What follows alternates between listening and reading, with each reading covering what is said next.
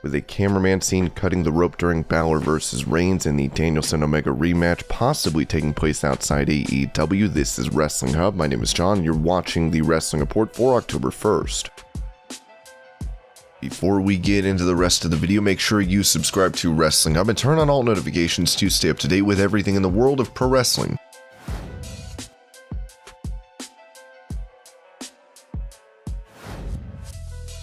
With Owen Hart set to be honored by AEW in the form of a tournament, there was an issue with copywriting a nickname of his. The Wrestling Observer newsletter noted AEW's attempting to trademark King of Hearts was not to be the name of the annual tournament named after Owen Hart. Tony Khan said he always had the idea of the Owen Hart Cup and later the Owen for the tournament. The company at the same time did try to trademark King of Hearts, but the plan was to get the name and then give it to Dr. Martha Hart as a gift. AEW was unable to get that nickname trademarked as it would have been a nice gift for his widowed wife.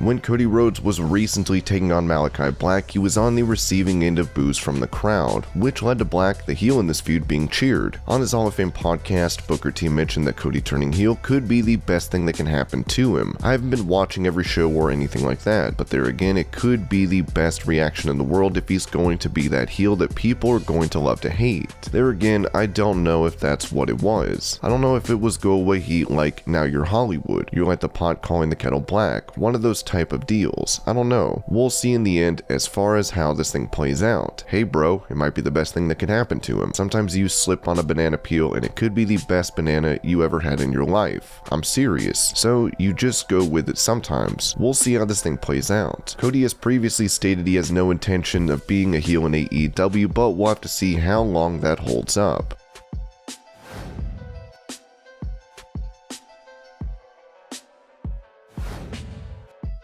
With Big E successfully defending his WWE title against the former champion Lashley on Raw, Drew McIntyre could be seen after the match coming out to hint at a feud between the two. Speaking to Planeta Wrestling, McIntyre revealed he's been waiting for Lashley to lose the strap so he can get another shot at it. You know, when Lashley and MVP cost me my WWE title win at Hell in a Cell, I had a stipulation where I couldn't fight for the championship again if I lost. However, I made it very clear, when Lashley stopped being champion, he was going to go for the championship. I've been waiting for the last few months for Lashley to lose the title. The night Big E won the championship, I was at the show a little earlier, but I had to prepare for the WWE European Tour, so this week was the first opportunity I had to face Big E, someone who truly deserves that championship. There is a draft on Friday. I don't know if I'm going to be drafted to SmackDown, but my intention is to stay on Raw. Big E is there and I want to go for the WWE title. In the case of being drafted to SmackDown, I would likely go for the Universal Championship.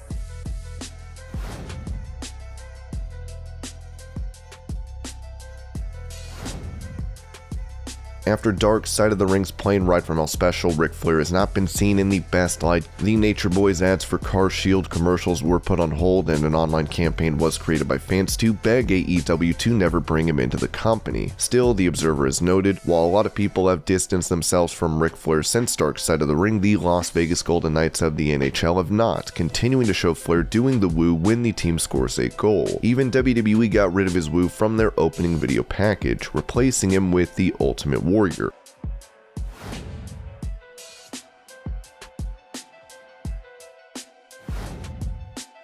With the IIconics being released from WWE earlier this year, they're now going by the name The Inspiration, as Cassie Lee and Jessica McKay have announced dates for show appearances. October 2nd, Legends of the Ring in New Jersey, October 9th, Hazard Fest in Greenville, Tennessee, October 16th, Slubfest 2 in Baltimore, Maryland, and October 21st for the High Spots virtual signing. While the two were said to have visa issues, they may have gotten a company to vouch for them, as fans should be excited to see them back in action.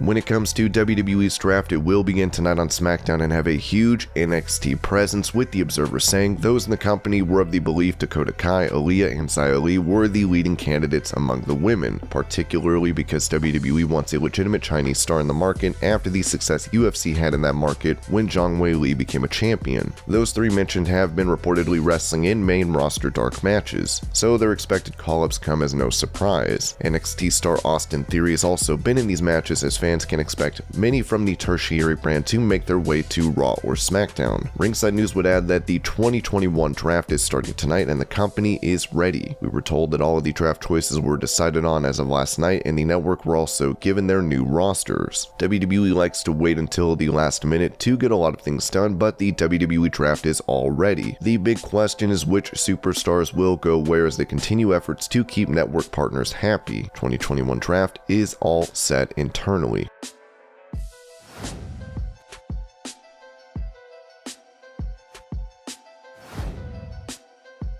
With his shocking release from WWE in August, Bronson Reed told Inside Cradle that he thought the call for him being let go was actually about him being brought up to Raw or SmackDown. I made sure when I did get the call for my release, which I thought was a call to be going up to Raw or SmackDown at the time, it was actually a Friday night I was watching at home. I get a call from Connecticut. I think, okay, better answer this, must be work. And it's John Laurinaitis. I answered nicely, thinking, okay, here we go. And he said, we have to exercise our right to release you. Big shock. I was taken for words. I didn't know what to say. On the bright side, Reed told Chris Van Vliet that he was currently in talks with some companies. Yes, I am in talks with the major promotions that you would expect me to be in talks with. Nothing is set in stone yet, but there will be soon. Of course, Reed is having visa issues following his departure from WWE, as we hope he is able to get a company to vouch for him.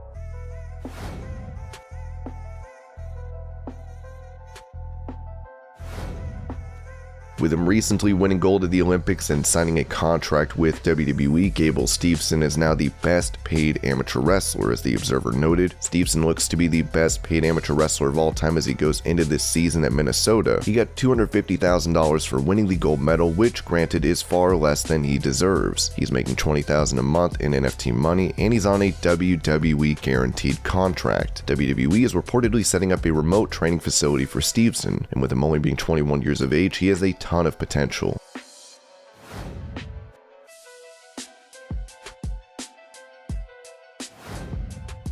On the AEW Unrestricted podcast, CM Punk mentioned his infamous pipe bomb promo as he said that those backstage were expecting him to be fired. No, I don't think so, and I always tell this story too. When I was done with that, I remember walking back up the ramp on the fly thinking, well, I can't go through the curtain because I just did this promo. If I go through the curtain kayfabe-wise, I'm fist fighting somebody. I went side stage, which was just another tiny thing that made people go, that was weird. And when I got into the back, there was nobody anywhere. Backstage is normally just buzzing with people in the hallways. It was empty, and I remember looking around like, geez, what's going on? And I walked past the curtain through Gorilla, and everybody in the company was jammed into the tunnel waiting to see me come through Gorilla because they figured the same thing. They're like, oh man, this is gonna get real. And the first person I see is Chef Robert Irving, because he's there with Gail Kim, and he just looks like he just got through like a Dorian Yates chest workout, and he's just like, that was amazing, and he's all fired up. He's a guy that maybe doesn't necessarily watch a lot of pro wrestling, but it resonated with him. And then I saw Chris Masters, and Chris Masters looks at me and goes, did you just hear what Punk said? And I was like, Chris, it's me. And he was like, oh, it's you. You're gonna get fired, dude. And then I just walked up. It was a weird scene. I didn't know it was gonna become as big as it did, but I knew just based off those reactions, we had something.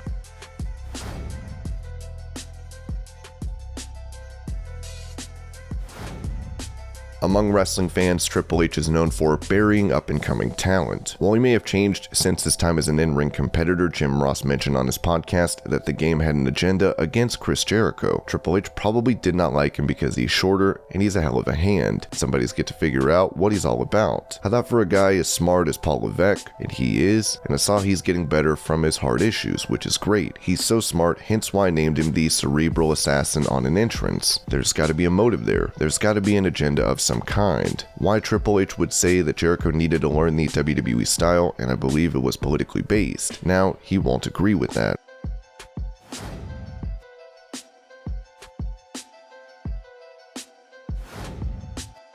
With them going to a time limit draw in their first AEW encounter, the rematch between Bryan Danielson and AEW champion Kenny Omega could take place outside the promotion, as the Observer wrote. CM Punk on Twitter said he'd like to do a match in Mexico City with Penta and Phoenix versus he and Bryan Danielson, belts versus beard. Dorian Roldan freaked out. Roldan had talked about wanting to do Danielson challenging Omega for the AAA Mega title after he saw their match last week. It would be odd to have one of the biggest matches take place outside AEW, as we'll have to see what happens down the road.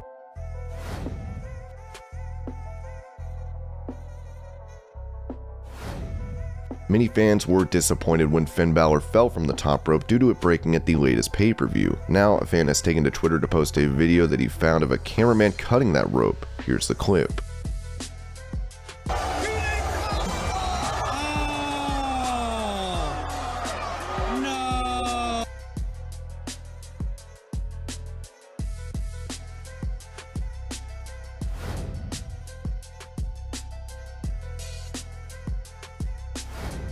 With AEW putting on their anniversary episode next week, they have a loaded card which will feature Sammy Guevara defending his TNT title against Bobby Fish, Hikaru Shida taking on Serena Deeb, and Kenny Omega, the Young Bucks, and Adam Cole facing Luchasaurus, Jungle Boy, Bryan Danielson, and Christian Cage. There will also be a casino ladder match where the winner gets a title shot. Tony Khan confirmed that there will be a surprise entrant for the ladder match on Busted Open Radio, as we'll have to wait till next week to see who turns up in the company.